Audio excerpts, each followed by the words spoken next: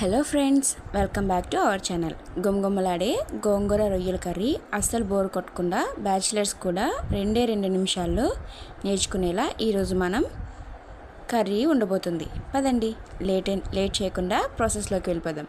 ముందుగా ఒక బాండీ తీసుకొని ఫ్రెష్గా ఉన్న గోంగూరని బాండీలో వేసుకోవాలి.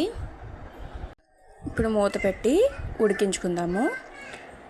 మూత తీసి చూసారా, వాటర్ కంటెంట్ ఎంత ఉందో వాటర్ అంతా ఎగిరిపోయే వరకు ఉంచి దాన్ని పక్కన పెట్టుకోవాలి. ఇప్పుడు ఫ్రెష్గా ఉన్న రొయ్యల్ని తీసుకోవాలి. ఒక బౌల్లో తీసుకొని అందులో 1/2 స్పూన్ పసుపు వేసుకోవాలి. అలాగే ఒక 1/2 స్పూన్ కారం కూడా వేసుకోవాలి. కొంచెం అంతా రుచికి సరిపడా ఉప్పు వేసుకొని మొత్తం అంతా మ్యారినేట్ చేసి పక్కన పెట్టుకోండి. ఒక 10 నిమిషాలు పక్కన పెట్టుకోవాలి. ఇప్పుడు ఒక బాండీ తీసుకొని అందులో ఒక 2 స్పూన్ల నూనె పోసుకోవాలి. ముందుగా మనం మ్యారినేట్ చేసుకున్న రొయ్యల్ని తీసి ఫ్రై చేసుకోవాలి. కొంతసేపు బాగా ఫ్రై చేసుకోవాలండి, కొంచెం గోల్డెన్ బ్రౌన్ వచ్చేంత వరకు. మసాలా అంతా ఇంకిపోయి చూసారా, వాటర్ అనేది వస్తుంది రొయ్యల్లోంచి. వాటర్ అంతా ఇంకిపోయినాక పక్కకు తీసి పక్కన పెట్టుకోవాలి.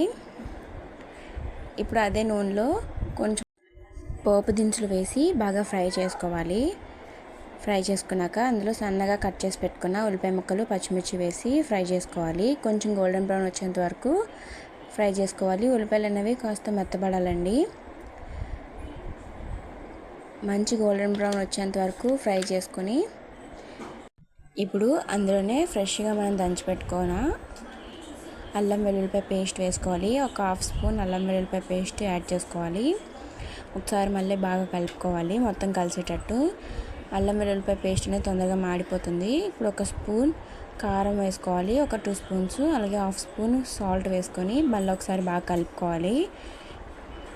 కలిపిన తర్వాత ముందుగా గ్రైండ్ చేసి పెట్టుకున్న గోంగూర ప్యూరీని వేసుకొని మొత్తం అంతా కలిసేటట్టు బాగా కలుపుకోవాలి. చూసారా, అలా కలుపుకున్న తర్వాత మూత పెట్టుకొని ఒక 2 నిమిషాలు తర్వాత తీసి వస్తే ఆయిల్ అనేది పైకి తేలి ఉంటుందండి. మళ్ళీ ఒకసారి అడుగంతా మాడకుండా కలిపేసిన తర్వాత ముందుగా ఫ్రై చేసి పెట్టుకున్న రొయ్యల్ని కూడా వేసి బాగా కలుపుకోవాలి. గోంగూరలో ఉండే పుల్లదనం, రొయ్యలు తీపిదనం కలిసి ఆ రెండు నూనెలో మగ్గుతుంటే మంచి సువాసన వస్తుంది. కొంచెం అంత నీళ్లు పోసుకొని మళ్ళీ బాగా కలుపుకొని పెట్టుకోవాలి. అంతే, మూత పెట్టి ఒక 5 నిమిషాలు సన్నని మంట మీద ఉడికిస్తే చూసారా, నూనె అలా పైకి తేలి మంచి కలర్ఫుల్ గోంగూర రొయ్యల కర్రీ రెడీ అయిపోతుంది. మసాలాలు ఎక్కువగా తింటే కడుపులో మంట అనుకునే వాళ్ళకి ఇది పర్ఫెక్ట్ ఆప్షన్. తప్పకుండా ఇంట్లో ట్రై చేసి ఎలా వచ్చిందో కామెంట్లో చెప్పండి. వీడియో నచ్చితే లైక్ చేయండి, మీ ఫ్రెండ్స్కి షేర్ చేయండి. మన ఛానల్ని సబ్స్క్రైబ్ చేయడం మాత్రం మర్చిపోకండి. గోంగూర రొయ్యల కర్రీ రెడీ అయిపోయింది.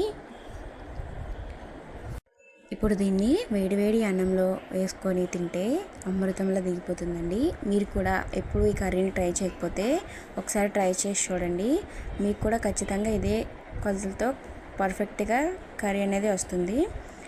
మీ ఫ్యామిలీ అండ్ ఫ్రెండ్స్కి కూడా ఈ వీడియోని షేర్ చేయండి. ఒకసారి బాగా కలిపి ఇందులో కొంచెం అంత గరం మసాలా యాడ్ చేసుకుంటున్నాము. మళ్ళీ ఒకసారి బాగా కలుపుకోవాలి. గరం మసాలా తప్ప ఇంకా మనం వేరే ఏ మసాలాలు వేయలేదండి. కాబట్టి టేస్ట్ అనేది బాగుంటుంది, అంత సింపుల్గా ఉంటుంది. బ్యాచిలర్స్ కూడా 2 నిమిషాల్లో నేర్చుకునేలా మనం ఈ రెసిపీని చూపించాము. ఇంకా ఎవరైనా ట్రై చేయకపోతే ట్రై చేయండి, టేస్ట్ మాత్రం అదిరిపోతుంది. రొయ్యలు గోంగూర కాంబినేషన్ అనేది సూపర్ టేస్ట్ అండి. అది కర్రీ మగ్గుతున్నప్పుడు వచ్చే వాసన ఉంటుందండి. అబ్బా, ఆకలి వేస్తుందండి చూస్తుంటేనే, నోరు ఊరిపోతుంది కదా. పుల్లగా గోంగూరతో ఈ రొయ్యల్ని తింటుంటే టేస్ట్ అనేది ఇంకా మీరు చెప్పక్కర్లేదు. మీరు కూడా ట్రై చేసి మీకు ఎలా కుదిరిందో మాత్రం కామెంట్ చేయడం మర్చిపోకండి. మన ఛానల్ని సబ్స్క్రైబ్ చేయడం మాత్రం అసలు మర్చిపోకండి. లైక్ చేయండి. అంతే అండి, గుమగుమలాడే గోంగూర రొయ్యల కర్రీ రెడీ అయిపోయింది. చూస్తుంటేనే నోరు ఊరిపోతుంది కదా. ఇలా ఈ పద్ధతిలో ట్రై చేయండి. Thank you for watching.